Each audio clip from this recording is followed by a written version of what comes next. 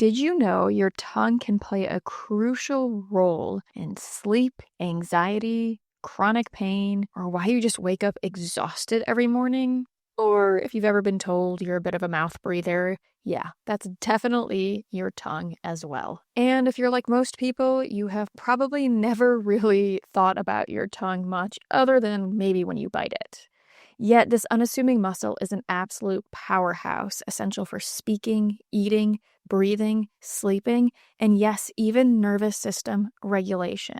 Today, we get to delve into the fascinating world of orofacial myofunctional therapy with an expert who has dedicated her career to this often overlooked aspect of health. Get ready to meet Sara Mercier, a registered dental hygienist, accredited orofacial myofunctional physiologist, and certified myofunctional airway specialist. She is also the owner of Reveal Myofunctional Therapy, where she offers virtual myofunctional therapy services to clients worldwide, focusing on improving oral posture, breathing patterns, and sleep quality. Sara's approach combines her extensive background with specialized training, aiming to address the root causes of various health issues, as well as just overall providing people with an improved quality of life.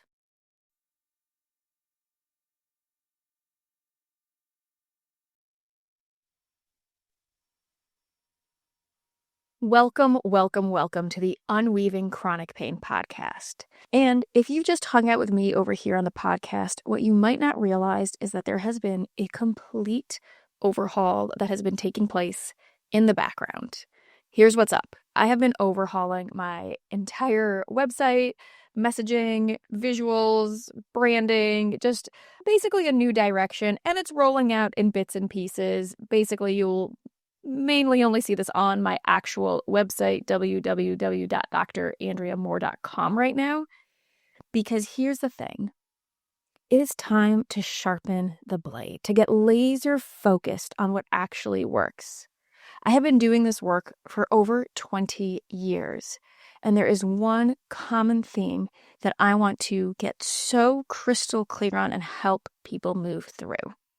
So if you've been circling the same emotional drain, trying to fix yourself with every healing method under the sun, kind of know all the right things to do, but still feel like you are just stuck, whether that is stuck in molasses and slowly but barely moving forward, or feel like you are banging your head against a brick wall, then this is exactly for you, because it's the stuckness that is one of my favorite things to address, and I want to help you through it. So if you go to my website, drandreamoore.com, the new site is up, and so is my course, brand new course, by the way, Meet Yourself.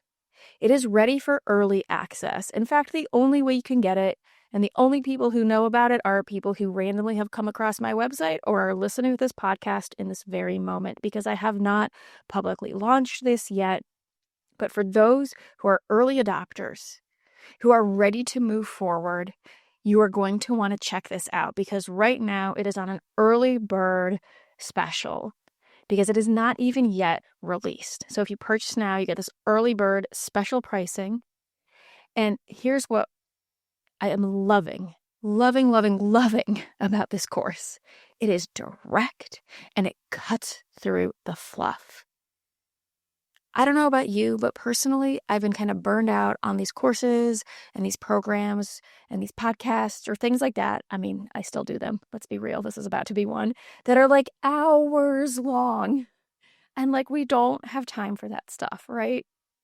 When it comes to doing the actual deeper work, I wanted to provide it short and simple so you could learn and then apply it. And that is what that course is all about, is the actual application, how to bring it into your daily life. No sugarcoating things, just the exact pieces you actually need to get out of the stuckness and, most importantly, back into your life. Again, this is for the early adopters, the ones who can feel the shift coming and don't want to wait for the world to catch up. Now, let's get into today's episode, which was so much fun, and I hope you enjoy it as much as I did. I learned so much. Welcome, Sara. I'm so excited to have you on the podcast. Thank you so much for being here. Thank you for having me. Yeah. Start a little bit with who you are and what you do, and then we'll dive into all the details and maybe a little bit of how you got into what you do as well. Definitely. So my name is Sara Mercier. I'm a registered dental hygienist and I'm an orofacial myofunctional therapist. And not many people know what that is, but that's why you're here today and we'll go over that.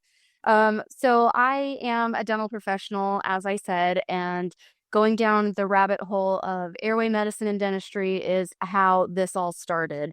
Funnily enough, I'm a patient of myofunctional therapy, orthodontics, airway medicine, just like all my clients and many of my followers, on social media.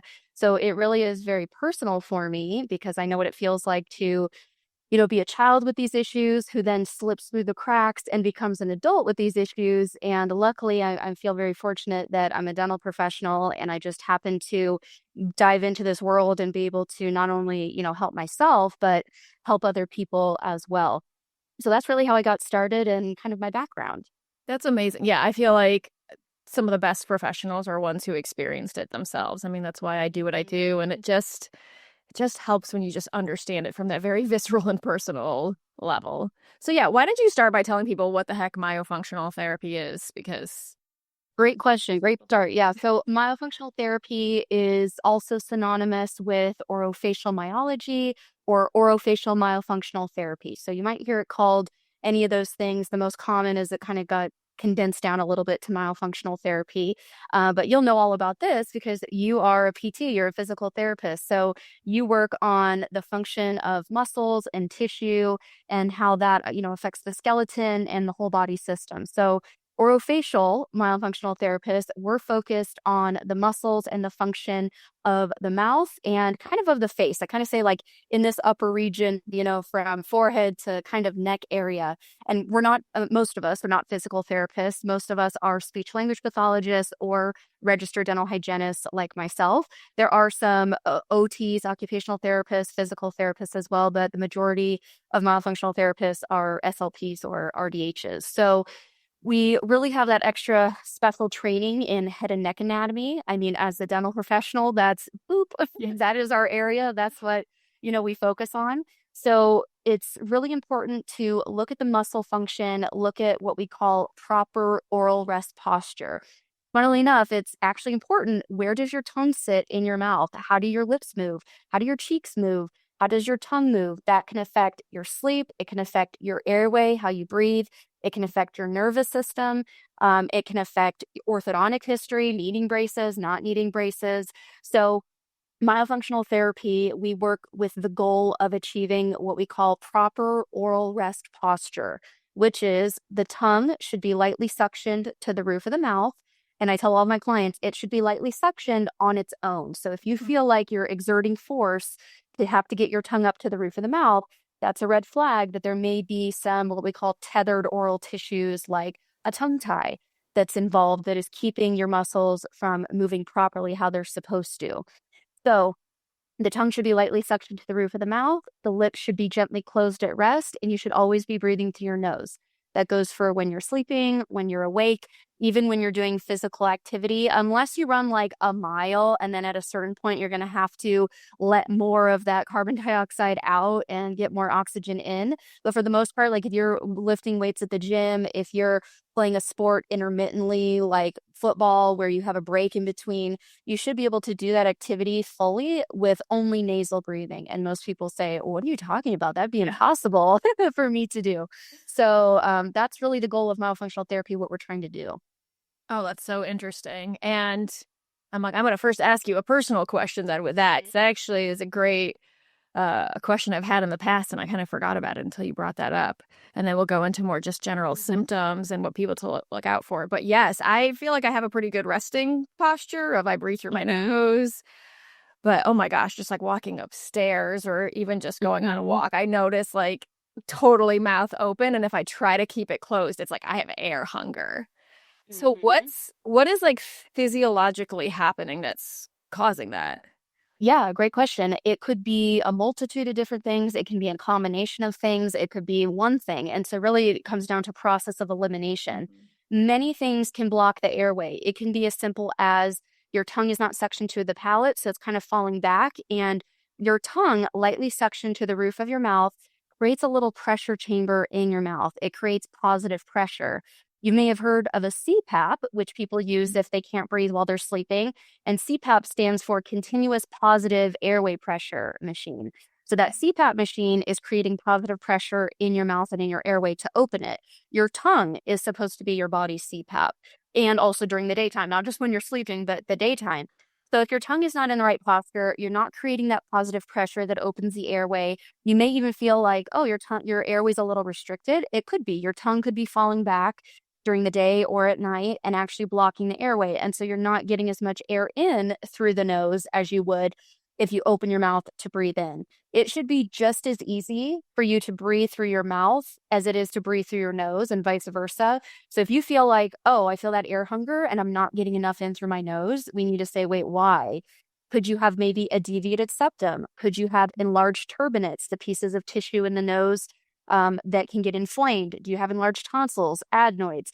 Maybe your tongue is in the right place, but you got hit in the nose and you have a deviated septum. Well, in that case, we can't myo your way out of a deviated septum. That's why we work with a team, right? So that would be an ear, nose, and throat doctor, an ENT. We'd say, hey, I'm working on the tongue posture. I'm trying to teach them to breathe through their nose. We got to physically make it easy for them to breathe through their nose, or they can't. So there could be many reasons, could be multiple of those things we just discussed going on that makes it harder to breathe through the nose than through the mouth. Oh, that's so fascinating. Thank you. Okay. And let's just even connect like the obvious here of it's like, why is it important to get air in, right? And I think sometimes we skip over that piece, but it's like we got to get oxygen in, and I'm sure you can speak to the importance of that even more so about what happens if we aren't. Definitely. And so even like just talking about respiration, just talking about the air and breathing, right? Because there's other things that we'll get into, but respiration and breathing in air, when you mouth breathe, you don't create nitric oxide. The only time you create nitric oxide is in the nasal cavity when you breathe air in and out through the nose. Nitric oxide helps get oxygen into the red blood cell. It's a natural antimicrobial, it's an antibacterial. So if you're breathing through your mouth, first of all, you're not making nitric oxide, which is good for your vascular system, but you are also now just having all of these pathogens from the air and allergens, pathogens, everything go straight into your lungs, straight into the upper respiratory tract, which is not healthy, right? But when you breathe through your nose, it's a filter. And it also is creating that nitric oxide, which, especially if you're an athlete, you're going to get better performance output if your blood vessels are dilated and contracted properly, right? So that's important, just the way you breathe. Then that also affects where your tongue is. You can try something, and so can the listeners. I want you to suction your tongue to the roof of your mouth and now try to breathe in through your mouth. You can't. You're only going to breathe in through your nose, right? When your tongue is suctioned, you can't breathe in through your mouth. So in order to mouth breathe, if you're having trouble nasal breathing and you're mouth breathing, your tongue has to fall down to the floor of your mouth in order for you to breathe in, get air in through your trachea from your mouth. So when the tongue is low in the mouth, that causes a bunch of different problems. One is that airway obstruction could happen, like we talked about. Another one is your tongue is the scaffolding for your jaw. So this is extra important for infants, for children, for adolescents to have proper tongue posture, because it literally helps grow the face wide and forward where it's supposed to be. So if your tongue is not suctioned to the palate, you don't have any force that's being exuded on your top jaw, helping your teeth grow into a nice wide U-shaped arch like we want to see. The more room you have in the mouth, the more tongue space you have, the less chance of that jaw, the top or bottom jaw, blocking the airway, the less chance of the tongue being forced back into the airway because it has nowhere to go. And also your maxilla, your top jaw, is the floor of your sinus cavity. So if you have a narrow top jaw, you're also going to have a narrow sinus cavity. And when you say it's hard to breathe in through the nose, maybe you just don't have enough real estate up there because you have a narrow vaulted palate, right? So the tongue is super important to be resting where it's supposed to be, to get the jaw to grow properly. But then it's also important, again, like we said, for that nitric oxide, and then as well as the nervous system. We have our vagus nerve. It's our rest and digest, calm down nerve. And we do have an innervation. One of the many innervations is in our soft palate. When you suction your tongue lightly to the roof of your mouth, and this is a problem for a lot of people with tongue ties, is maybe you can get the front half or third of your tongue up, maybe even 2/3, but the very back third of the tongue that's in the oral cavity, doesn't reach the soft palate. And so you're not activating that vagus nerve innervation on the roof of the mouth, telling you to calm, to rest, and digest. So it can also cause some nervous system dysregulation because now we're breathing inappropriately, which stresses out our nervous system. We talk about meditation and breathing. Why? Because breath is directly connected to our nervous system. So the tongue really plays a huge role in all of those different things. Mouth breathing is not going to give you the same results in any of those capacities like nasal breathing.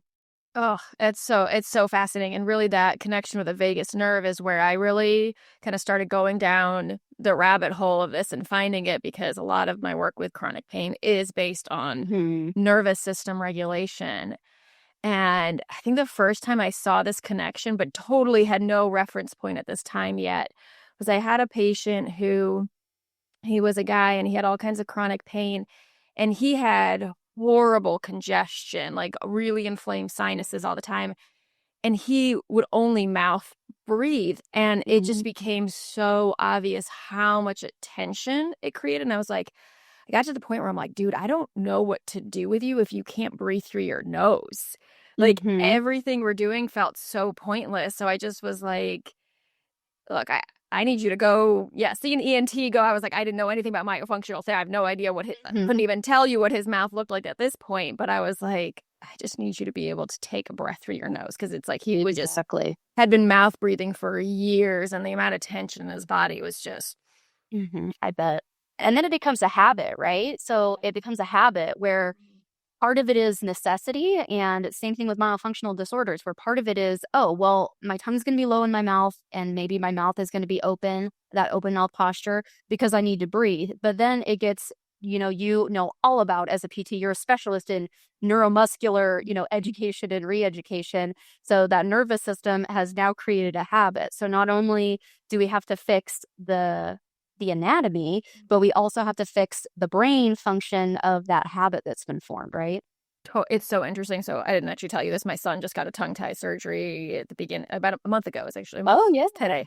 Partially because I've just, gone down rabbit holes. Like he was right on the edge, but he had some speech issues and he's got ADHD. And I was like, honestly, I think I'm more doing this. He's at his face. He's 7. So, and he's little, so he's still growing. And I was like, I think I'm just at this point doing it prophylactically to make sure that his grows properly if he's. Yeah. Well, he already has symptoms, right? We're talking about breathing and speech. Those are already reasons enough. Yeah. And so, but it's interesting because since he's had it, I actually feel like his mouth is open more, and he's like, he does this with his tongue because he's got a lot of, I think he has other core and like neuro stuff going on. I think it's like a sensory thing, but I'm like, oh, I almost feel like his tongue has more mobility now. Oh, definitely. But it's like now it's the retraining of, okay, I know that you know how to keep your mouth closed, and now that you have more access to motion, now you really have to learn how to keep It's kind of funny because I'm like, I don't want to give him a complex about it, but I'm like, dude, mouth. Yeah. And that's why we always talk about it's super important to do, myofunctional therapy before any release, so that we can get the body ready and make sure we get the best, results possible. Make sure the doctor can access all the deep fascia, because right now it's in weak muscle if we don't do myo first to get it strong. So once we get that tongue strong, it can elevate better. The doctor can do a better surgery, and then we're going to get better healing after. And just because you do a tongue tie release doesn't mean your tongue is magically going to know what to do. I tell people, what would happen if you were born and congenitally, like your upper arm of your right hand was connected to your side? Like you had a webbing of skin, a webbing of tissue, and you could only use like your forearm. You would have learned how to do different things and how to pick things up and how to move your hand and dexterity. You would have learned something completely different. And then now, as soon as we cut that skin, first of all, you're going to have to rehab, especially the upper arm that has no muscle tone because it's never really worked properly before. But you're going to have to see a physical therapist to learn, what is the normal function of this? It's the tongue. I don't know what it is. As a dental professional, it always blows our minds in dentistry that people, and especially insurance companies, don't get me started on that. They assume that the mouth is separate from the body. I'm like, I don't detach your head from your body to clean your teeth and then put it back on. So whatever medications you take, whatever you do systemically is going to affect your mouth and vice versa. So the tongue and all of that, so when oral surgeons or orthodontists don't refer to myofunctional therapists, it's basically the same thing as an orthopedic surgeon doing a knee replacement and then not referring the patient to physical therapy. Just because you do the surgery and just because you change the anatomy doesn't mean you're going to change the neuromuscular system, right? Oh my gosh, yes, so well said. And yeah, while we're on it, I was gonna say yes. I've heard you preach it and heard so many other preaching. Like, we were lucky to have a local pediatric myofunctional therapist here. It's like, yes, therapy first, therapy first. So we did that for I think about 3 or 4 months. That's great. Then we got the tongue tie, and then the tongue tie release, and now we are still doing it. So Yeah, it's only a month out. There's plenty of time. And honestly, in my opinion, I work with adults and children. I really specialize in complex adults like jaw surgery cases, but I see people of all ages. The kids seem to bounce back way faster as far as like changing their habits because your son has 7 years of bad habits, whereas adults, some of us have like 40, 30, 40 years of bad habits. So he's on the right track for sure.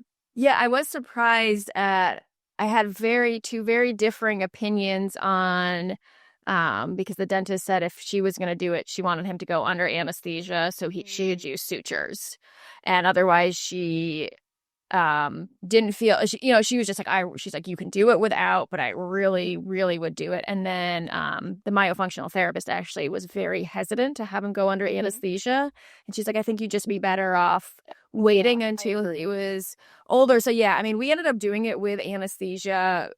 And he did fine. And mainly so I'd be curious to hear your take on it. Yeah. Mainly from the standpoint of, and I'm like, my thinking could have been wrong. Whatever, it's done. I'm not gonna.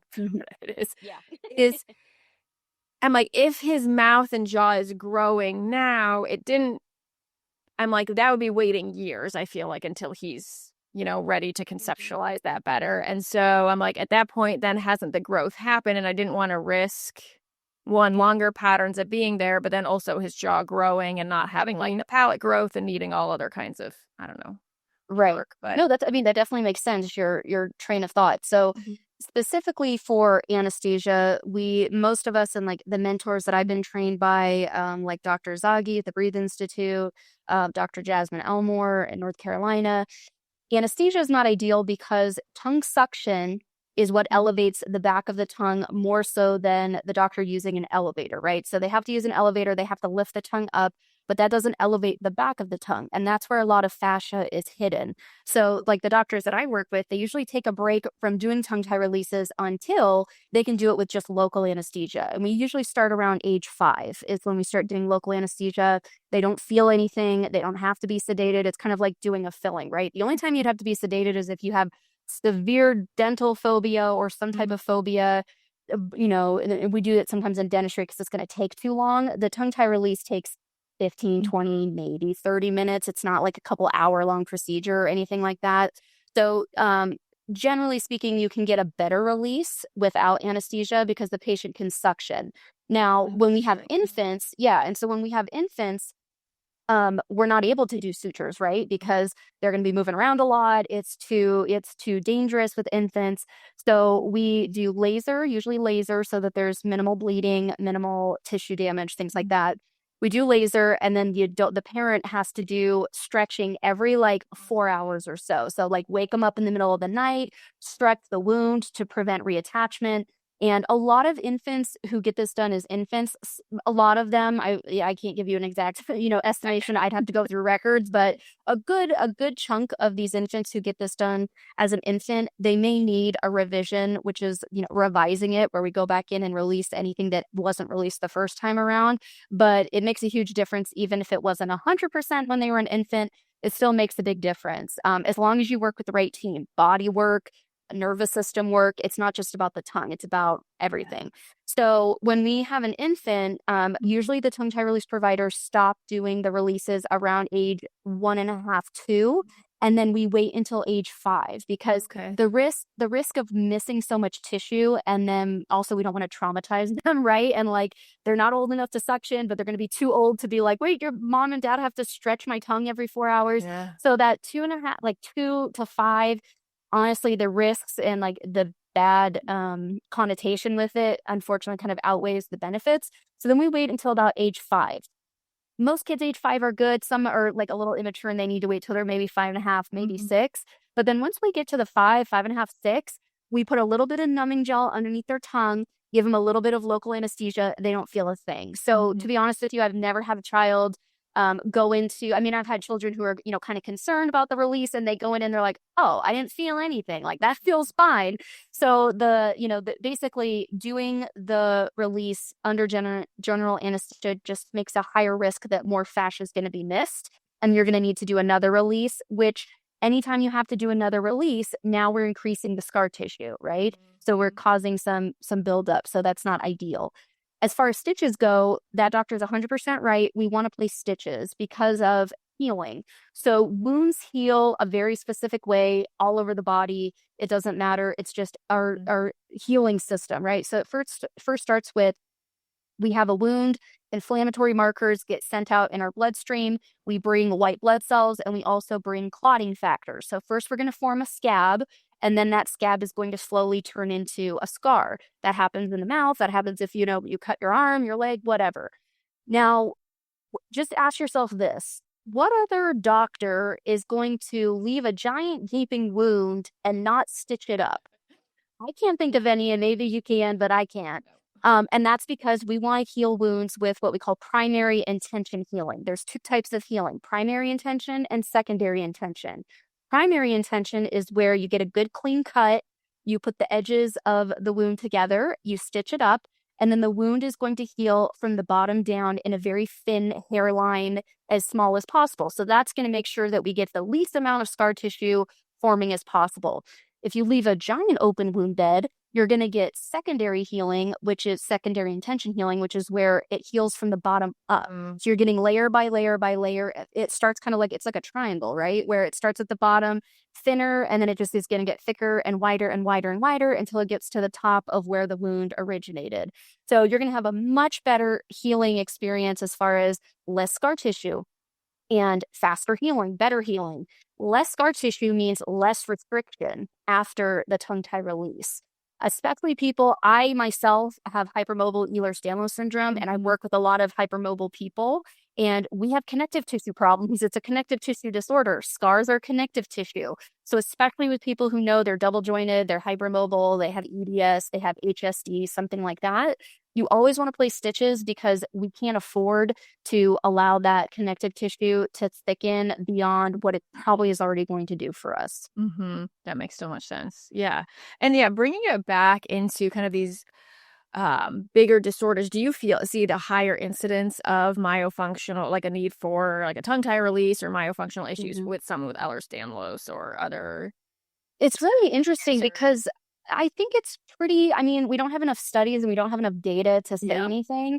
I feel like not every single person with tethered oral tissues like tongue tie and myofunctional disorders, not every single person who has those disorders is hypermobile, but the majority of people who are hypermobile have those problems. And why is that? Couple of reasons. One big reason is hypermobile people, EDS patients, are more likely to have one of 2 variations. Either they don't have a frenum at all, which is unusual. The frenum is the piece of skin underneath the tongue. It's a problem if it's too short, too tight, or impedes function. Usually with tongue ties and all of that, it's all 3 of those things are a problem. But people with hypermobility sometimes don't have that piece of skin barrier at all. It's just kind of like smooth muscle, and it's kind of unusual. Or they have tethered oral tissues. They're very rarely like any normalcy in there, right? That in my experience. The other thing is, like, on my social media algorithm, I'm hypermobile and I talk about that stuff a lot. So I'm pretty sure like that definitely influences who finds me. Totally. So I'm like, why am I finding all these hypermobile patients? Because the algorithm works. That's why. And so the patients who are hypermobile also have a huge, huge contributing factor that contributes to these myofunctional disorders. And that is your palate is often narrow and vaulted if you're hypermobile because our connective tissue is too loose. That's why your joints are more loose, your stabilizers are more loose. That includes the muscles that help develop the face. You don't have that rigid scaffolding that a normal person would have. And so the bones aren't being spread and grown like they're supposed to be. So they're kind of loosey-goosey, just growing more up instead of getting that push and that movement from the forces. So much so that even one of the diagnostic criteria for EDS and even Marfan syndrome is a narrow vaulted palate. That's how prevalent it is it's a diagnostic quality. So when you have a narrow vaulted palate, automatically you're going to feel like you don't have room in your mouth for your tongue. So your tongue is also fighting to help grow your jaw, but now you have a narrow palate where it doesn't feel like it fits from like day one. So then it's more likely to fall down, to feel like it's not being squished. And now, oh, now we're mouth breathing. So it kind of starts the ball rolling on all of these things with that hypermobile group. Oh, that's so interesting. And yeah, I think there's probably definitely a lot of people listening that are hypermobile as well, because it is a population I tend to see as well. And in terms of, I guess, the benefits of addressing it, because I think one of the things when people have chronic pain, it can feel like there is this laundry list of things to address. Like, I got to look at diet. I got to look at, the nervous system. I need to look at my past trauma. I need to look at my exercises. I need to look at whatever else is going on. There's autoimmune issues. Well, so on and so on. How would you know if this is something that should be a priority for someone or something where it's, okay, no, maybe address those other things first? And I know that is not an easy question to answer by any means. Yeah, but well, I express it. No, that's a great point, and you're right. And I tell people all the time because I'm a huge proponent of a team of healthcare providers. I'm, the myofunctional therapist, and then I want you to work with an airway team, including like, what does your bite look like? What does your airway look like? Again, we can't myo your way out of some of these other issues. Just like, you're doing physical therapy with these patients, and if they have a terrible diet and their gut microbiome is all messed up, their nervous system's going to be messed up. Like, you're kind of just spinning your wheels, right? And so I tell people all the time, I know it can feel overwhelming, but let's start with the low hanging fruit, something that's really easy that, isn't going to, take a lot of like extraneous things that you have to do, right? And that's different for everybody. So maybe we have a patient who they have a lot of symptoms from these tethered oral tissues, and they also have a pelvic tilt and they're breathing wrong, right? Well, you can try to work on the pelvic tilt and the breathing, but if they have a piece of connective tissue under their tongue that runs all the way down the center of their body in that deep frontline fascia that's restricted, you might get some improvement. That's great, but you're not going to get 100%. And so I always say, like, process of elimination. I have some clients where, let's say that they need a tongue tie release, they need jaw surgery, they need myofunctional therapy, and they need physical therapy. That can sound extremely overwhelming. That was a lot to even just name off, let alone like get started working with those professionals. But I always say you don't have to do everything at one time. We just have to have realistic expectations and don't get frustrated if you don't feel 100% better with one of these modalities. We know you're not going to feel 100% better with one modality. If you have a pelvic tilt and you're breathing wrong, but your neck hurts, I mean, sure, you can do some neck PT, but you know that you're going to have to work this patient on their breathing and their pelvic tilt, or that's connected to their spine, which is connected to their neck. So Exactly. It's a no-brainer, and it's no mystery why it's not working 100%. So don't get discouraged. Don't get frustrated. Just know, okay, I did one of those things. Now we're on to the next on the list, right? And so I think that's the biggest thing, is just not feeling so overwhelmed with you have to do everything at one time, but just celebrate the little wins along the way and know that, at least there's an answer. My biggest concern, even as a patient myself, is nobody knows what is wrong with me and I know something's wrong. That's a much bigger issue, in my opinion, than knowing that's wrong, knowing how we can address it, and we just haven't done it yet. At least you know like what the game plan is, right?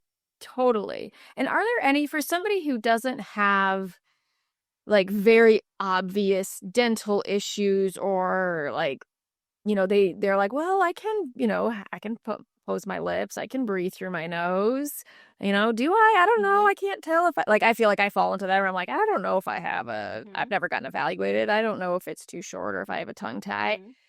And I have like other vague symptoms where I'm like, well, my hips are always kind of tight, and I do PT and stuff for them. Or, I have a lot of nervous system dysregulation. That's why I do the work I do. It's like, do you find the degree of obvious mouth symptoms that you would see correlate to the degree of other symptoms. Does that make sense? Yes, it does. And the short answer is usually, sometimes, like not always, but usually. And honestly, now that I just answered you probably too soon, because now that I'm thinking about it, I'm like, honestly, you know what? Like, we can look and say, oh, your tongue is restricted, but it doesn't look that restricted, right? Yeah. Just like you could look at a really hypermobile person and you're like, oh, you're super hypermobile. I'm surprised you don't have any tone. And then you can look at somebody who has, more on the lower end of the spectrum. I guess the answer is it's a spectrum, right? And so you can look at somebody lower on the end of the hypermobile spectrum and they're in a ton of pain. And you're like, why are you in pain? But you are super bendy and you're not in pain, right? There's so many different factors that go on, including like, do they have POTS? Do they have nervous system dysregulation? Do they have mast cell activation syndrome? There's so many other factors. So, for example, some things I even have, if anybody's interested, you can go to my website, revealmyotherapy.com, and the first thing that pops up is a questionnaire. Do you suffer from any of these symptoms? And if you answer yes to a certain number of them or so many of them, it's going to tell you, it's going to pop out an answer like, you probably aren't a candidate, or yeah, you're a candidate for myofunctional therapy. Things like, do you wake up tired? Do you get tired during the day? Do you need coffee in the middle of the afternoon to stay awake? Do you snore? Has anybody said that you snore? I've had some people be like, oh no, I don't snore. My spouse, my partner would have told me that I snore. And I'm like, but both of you are sleeping. And they're like, oh. And I'm like, okay, so if you're choking or snoring, if it's not loud enough to wake the other person up, you guys are both like, it's like the blind leading the blind, right? So the question is, how do you sleep as far as what do you feel like when you wake up? Do you feel well rested? Do you feel like you can take on the day? Or do you feel like, oh, I definitely could sleep more if I wanted to? Or like, I feel like I just ran a marathon last night in my sleep. Maybe you did because you were choking. So unless you've had a sleep study to say that you don't have any airway obstruction or any type of sleep apnea or upper airway resistance syndrome, anytime you wake up tired, not well rested, you feel like you could sleep more, that's a huge red flag. Something's going on. Something's not right. Also, do you have neck and shoulder tension? Do you have chronic allergies? Do you have chronic postnasal drip? Do you have to frequently take medication for allergies? Do you have indigestion issues? Do you get gas and bloating?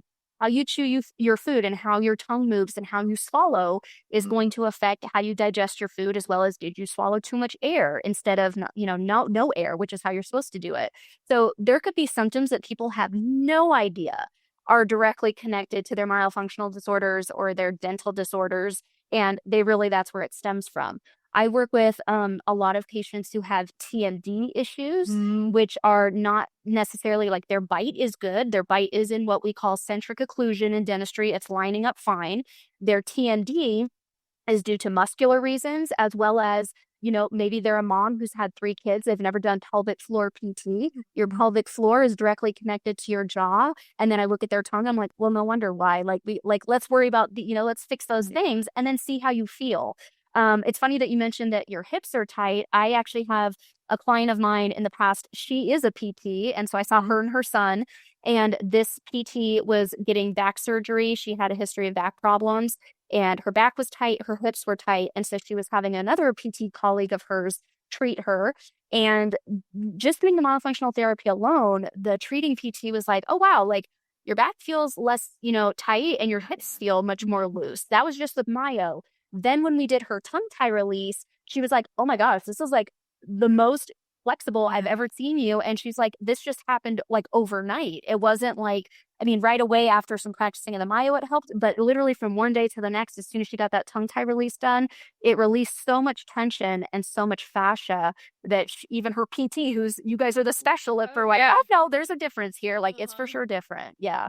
That's so cool. Yeah, that's where I have a friend who got it done as an adult, and she had all these like neck issues and whatnot. I can't remember the exact reason she even went down that rabbit hole, but she said she like literally woke up the next morning and her hips were like, she's like, I've never, she does fitness stuff, and so she was like, I've never felt them so open. Like it was just, and I was like, oh, that's so, it's nuts, and it's Makes sense, right? Like it makes sense, and it's frustrating because then it's like, oh, like as a PT, I'm like, I never want to be working. I always have like a, a thing of I never want to be doing a treatment on someone that is kind of not pointless, but like, oh, like if they could just do something else, You're and get missing better a big piece. results, right? I never want to miss a piece. And it's like now I know like this much about Myo, and I'm saying a tiny butt where it's like dangerous, because then I'm like, oh no, like I have someone with cervical pain, and I'm like, I can see that your tongue is all kinds of, not moving right. So I'm like, oh gosh, like I don't want to like keep you in PT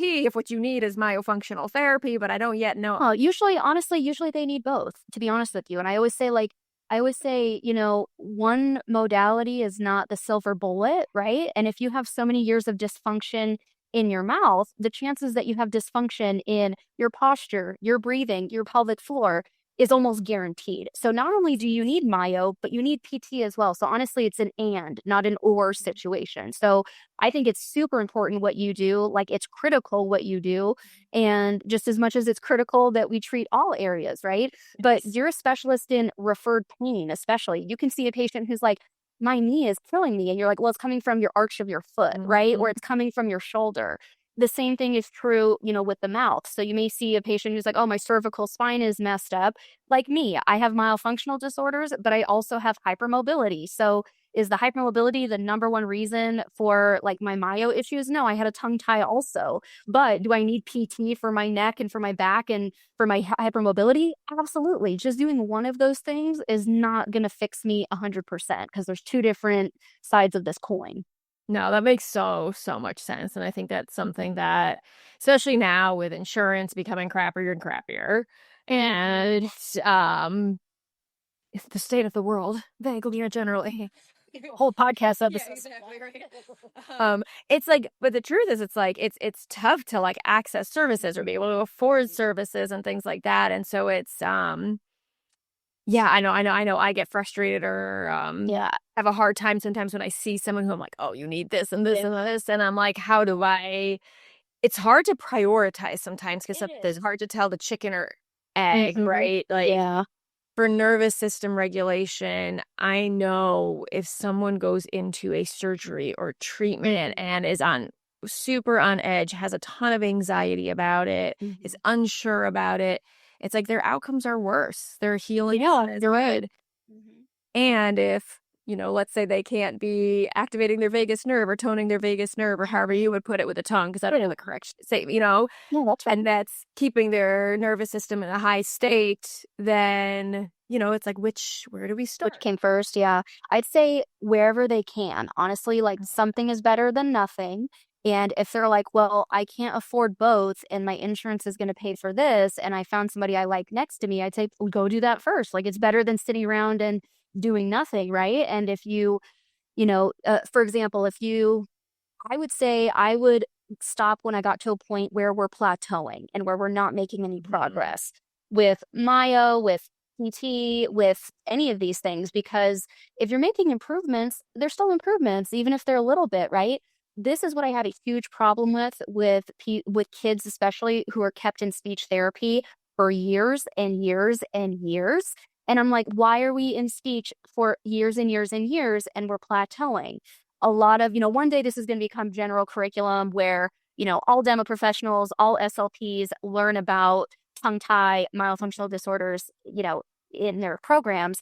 But until then, there's the majority of the field isn't even aware to look for these things. They have a child trying to say their R's, especially, their tongue is stuck to the floor of their mouth. When you say the letter R, the back of your tongue has to come up and reach the palate. If there's a rubber band pulling it down to the floor of the mouth, that's just a no-brainer that's going to be a problem, right? So it's no wonder that child is stuck and they're not progressing. So in my opinion, once you reach a plateau, once they're like, hey, I'm maintaining, and they can probably maintain on their own, and you're not making any more progress, it's kind of a waste of money. I agree. And it's a waste of time and resources. So I would get them where they need to be, where they feel that they're at least stable, they're not going backwards. If we stop progressing, now it's time to look at the other puzzle pieces and figure out, also, this patient has autonomy, right? So you can tell them, this is what I see, this is what I think you need.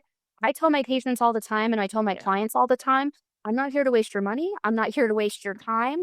And for myofunctional therapy, the way I do myo is different than some other therapists who have a schedule. The way that I do myo is I give my clients some exercises. I teach them how to do them. I monitor them. I do all virtual myo, by the way. So I send them like a myo kit of all the tools and supplies we're going to need, but I make sure they're doing the exercises correctly. And then they practice those exercises at home until they've mastered them. So maybe I have an exercise where I want them to do 20 repetitions. We start, they can only do 3 or 4 correctly, and then their form suffers. So I say, stop. I want you to do 4 correctly. That 5th one that's getting sloppy, stop there. I tell people it's just like the gym. You have to have correct form, just like PT. You have to have correct form or you're not working the right muscles. So I'll give them that exercise and I'll say every day, try to add in 1 extra repetition or 2 and work your way up as you get stronger, as you practice. Just like the gym, you're going to be able to get up to all of those reps. Once you can, now we're ready to meet again and do the next level.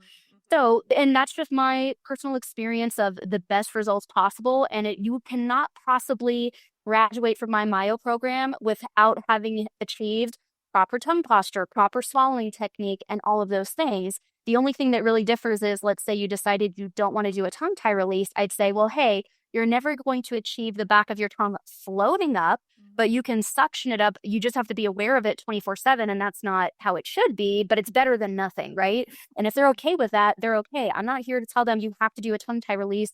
Even just knowing where to keep your tongue is going to be beneficial. Is it going to be 100%? No. And as long as you're very upfront about that, in my opinion, like that's the most ethical way and the most helpful way to do it is to share with them. I tell them, you're going to need PT. You have to relearn how to breathe. Maybe your neck and shoulder tension will go away 60% when we do your tongue tie release. And you're going to say, well, what about the other 40%? Do that PT work, and then you're going to be chipping away at that stone, right? But I always say, as long as you're making progress, it's not hurting, it's only helping. It's when you stagnate and you stop going forward and then you just keep repeating the same thing over and over and over. I feel like that's kind of a waste. I totally agree. And I see that in PT all the time where I'm just like, oh, it makes me want to pull my hair out. I'm like, what have you been doing for the last 6 months? Like, because we tend to see people who have failed traditional PT and they describe it. And it's funny. Actually, just this morning, I had a parent was telling me just, of course, since I'm a PT, I'm sure you get this. People just start telling me about their PT. And he's like, what do you think? And I'm like, is it working? And he's like, yeah, I think feeling better. I'm like, cool. Because what he was saying, right? Okay, that's probably not how I would approach it. It seemed very passive care, which I tend to be a lot more active care and getting patients involved, a lot of education. And I was just like, but it's working for him, so who cares? There you go. Exactly. The proof is in the pudding, I feel like, right? If you're telling me, I'll give you an example. I had a client who did her tongue tie release. She really needs jaw expansion and technically jaw surgery. She's going to be doing Invisalign. The orthodontist recommended, like, hey, you could do expansion and jaw surgery. We could still make a little bit of tongue space with like Invisalign. It's better than nothing. Is it fixing the whole problem? No. She's like, oh, when I did my myo and I did my tongue tie release, she still has to mouth tape, which technically, if we addressed all the problems, you shouldn't need that Band-Aid. It's a Band-Aid, but whatever. So she's like, I don't care. I'll just keep mouth taping and I feel good. I'm like, who am I to tell you to just go do jaw surgery? I'm like, you're the patient. And you know what? As long as you understand the risks and the benefits involved, we're not doing substandard care. We're not being unethical. I mean, it would be unethical if, she needed jaw surgery and we just did something that shoved her jaw further back into her mouth. Yeah. But if she doesn't want jaw surgery, she doesn't want jaw surgery. Like, who are we to tell her she needs it? But she feels fine. So I'm like, if you want to spend money on mouth tape and that's not ideal, but it is what it is and it helps you feel good, I'm behind you 100%. Yeah.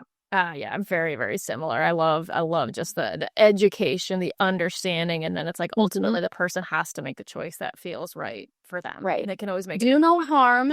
In my opinion, do no harm. Also, be upfront and honest. And then if we, again, are like hitting a plateau, then don't keep charging them money to just waste their money. And I feel like that's the most ethical, honest way to go about it. Absolutely. I know. I don't know how people see somebody without like seeing constant improvement, because I'm like, he's credit line. That's like being right. Exactly. Speaking of honesty, one of the things that I absolutely love about your Instagram is Sara does these like celebrity analyses of their myofunctional therapy. And I just feel, honestly, I feel like I've learned so much from them and it's just fascinating. And now I'm like, you must walk around all day just looking at people because I used to look at people's gaze. Oh, and now I just look at people's mouths. I don't understand what I'm seeing, but I'm like, ooh, that's not right. Yeah. And one, they're super educational. I think they're really, really fascinating. But what I found fascinating is in the comments to see how upset people get about this because people are upset that it feels like you're picking on their appearance. And I think we really are living in a culture more and more where it becomes harder to just say facts and be honest and that they're not a judgment. It's just like a, hey, here's what's affecting you. So I don't know if you want to speak to that and Yeah, that why was you chose such a great, yeah. yeah, that's such a great point. Well, first and foremost, I am a dental healthcare professional. I'm looking at the mouth all day, every day, myo regardless, right? So that was already my specialty. Now it's just honed even more where I'm kind of like broadening the scope a little bit. But I was always looking at the mouth, right? And I feel like my takeaway from it is there's something that I notice is the mouth is on the face, right? And so if I were to say like, oh, this person's fingers are longer than usual, and they also have really, they have long, skinny limbs. Hey, that looks like it may be like Marfan syndrome. I don't know if anybody would be, oh, I'm sure of course somebody would, but like, I don't know if a bunch of people would be as upset about that as me saying they have a long, elongated face shape, which we call adenoid face.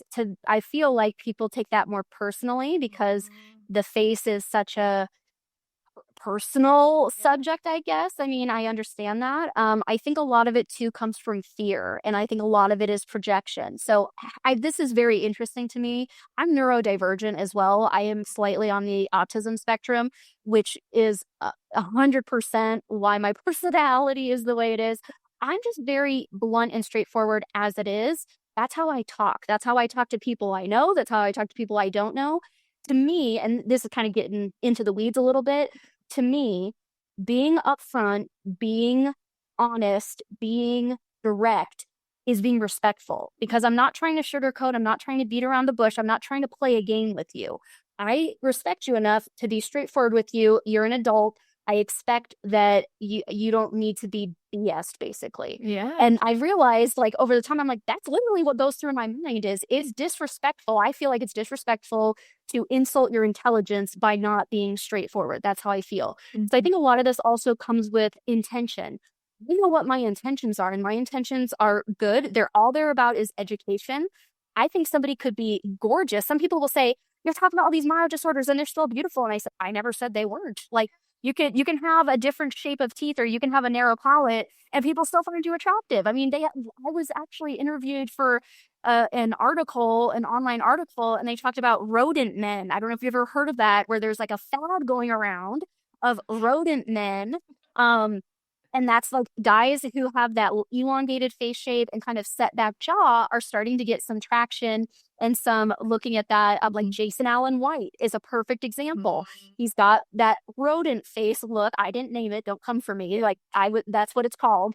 But people are like saying, oh, they're so hot. They're so, attractive. And I'm like, I never said they weren't. Even if that's not my cup of tea, we're not talking about appearance here. We're just talking about medical facts. So when I talk about somebody's palate or somebody's, whatever, if I say you have gingivitis, which of course I can't diagnose if you're not my patient, but if I look at somebody, I say it's highly likely that they have gingivitis, they have recession, which is periodontal disease, they should see a dentist. Of course, we're never diagnosing on the internet. We're just talking about red flags that should be investigated, right? But if I see somebody and I say like, oh, as a dental hygienist, it looks like there's calculus there and it looks like there's inflammation, people aren't going to say, yeah, but they're beautiful. Why are you picking apart their appearance? And I'm like, that's okay. So for me, I'm coming at it strictly from a medical standpoint, just like I would talk about dental health. But I think it's because it's the face, it's a little bit more touchy of a subject. And then when I go to people's profile picture who comment things like that, I'll notice many of them have the same issue. So now they feel either personally attacked or they feel insecure about it, and now they're projecting, and now I called somebody ugly, which never happened, but to them it felt that way. So I'm not discounting their feelings. That's just not the truth of the matter of where the intention is. But at the same time, I have people who reach out to me all the time from social media. That's where 97% of my business comes from, people reach out to me on social media.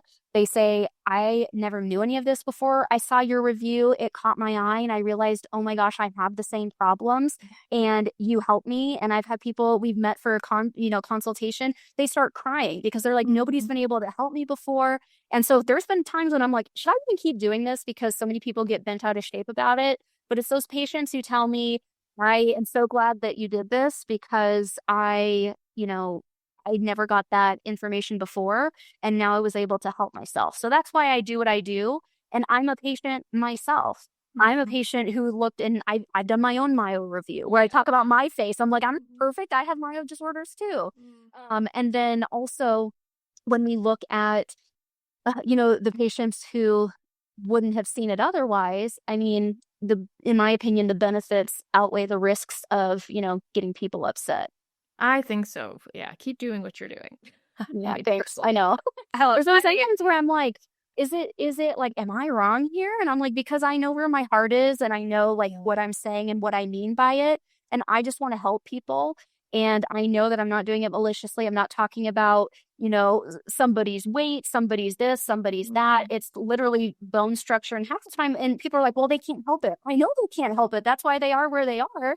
And that's why they need our help, because this is no fault of their own in any way, shape, or form. It's not their fault.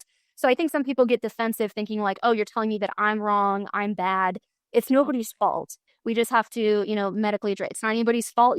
We have a random patient who out of the blue gets cancer. It's not their fault, but we still have to treat it.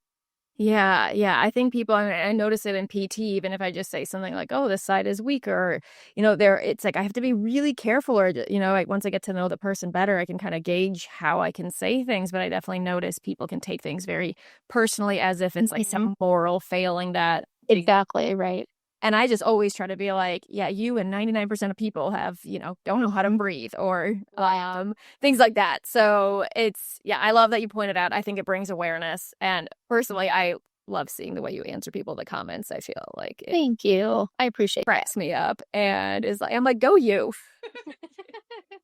I try to in a little bit of humor in it just to keep us not in the weeds, I feel like I never comment on your stuff. So I'm totally that like person who I just like rarely comment on anyone's stuff. And I'm very entertained and very grateful and very educated by it. So thank you very much. So where can people find you if they want an assessment? Because I know you do everything virtually, and myofunctional therapy does beautifully virtually, as I've heard and we've experienced ourselves. So yeah. Yeah, it's great. Thank you. So I can be found on social media. My handle on Instagram, TikTok, Facebook, everything is at healthymouth_healthylife. Or if you look up Reveal Myotherapy, I'm there as well. And you can also go to my website. Like I said, there's that questionnaire you can fill out to find out, are you a candidate? There's an FAQ page of what is myo? How long does it take? Do you take insurance? Like all the common questions that we get is at Reveal Myo therapy.com. Awesome. I'll link to it all in the show notes. Thank you so, so much, Sarah. This was so, so helpful. Thank you so much, Dr. Andrea. It's great to talk to you. Have a good rest of your day. You too.